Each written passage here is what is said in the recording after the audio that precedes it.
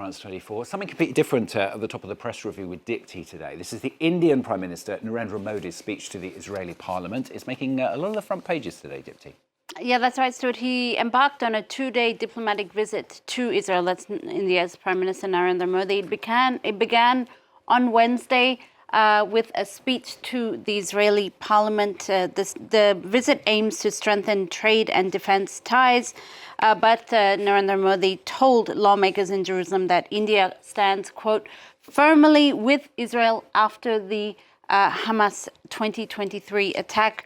He didn't explicitly mention the tens of thousands of Gazan victims killed since that attack. The Prime Minister did say, however, that India backs a Gaza peace plan, as the Deccan Chronicle, this Indian paper, headlines on it. In the Indian Express today, they quote part of his speech, actually, because he began his speech by affirming India's connection to, quote, this land that was written in blood and sacrifice, reminding lawmakers that 4,000 Indian soldiers died in the region during the First World War, hence why you have this headline from Indian Express. And then you have this interesting analysis here from the Hindu, which notes that Modi's visit comes just after India was one of many countries to sign a joint declaration at the UN criticizing Israel's actions in the West Bank. This opinion writer here saying that his objective during this visit will be to boost India's trade ties with Israel, but also sort of balance the West Bank tensions. What about the reactions then in the Israeli press, Dipti? Well, you have the Jerusalem Post here, Stuart, which headlines also on Modi's speech, his outlining of a shared future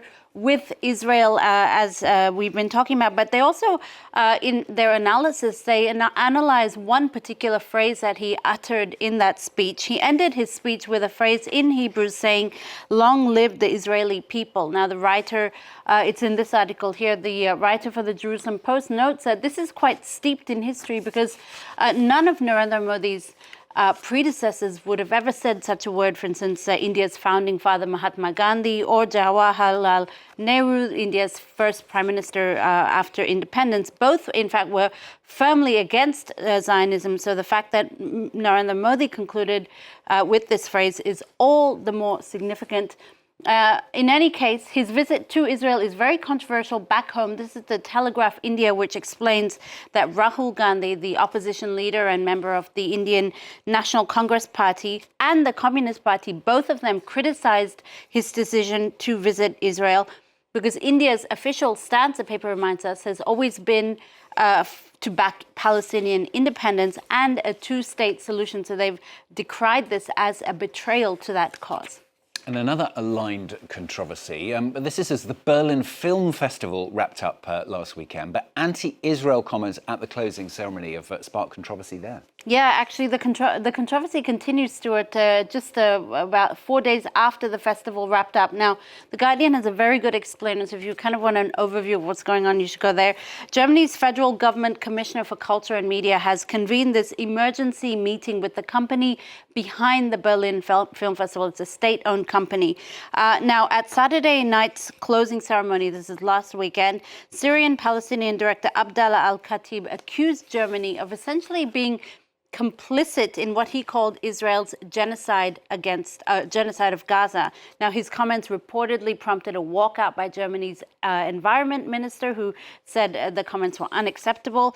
The Guardian says that the Berlin Film Festival has always seen itself as quite overtly political. However, the war in Gaza has been a point of contention, with international artists rubbing up against a strong pro-Israel consensus among the political authorities who fund the festival. In any case, Bild, this is a German tabloid here, it reports that the American director of the film festival, Trisha Tuttle, could be dismissed.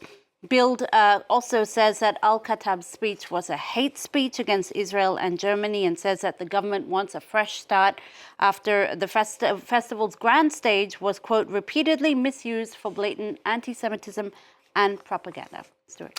This is going to end on something completely different, something a bit lighter.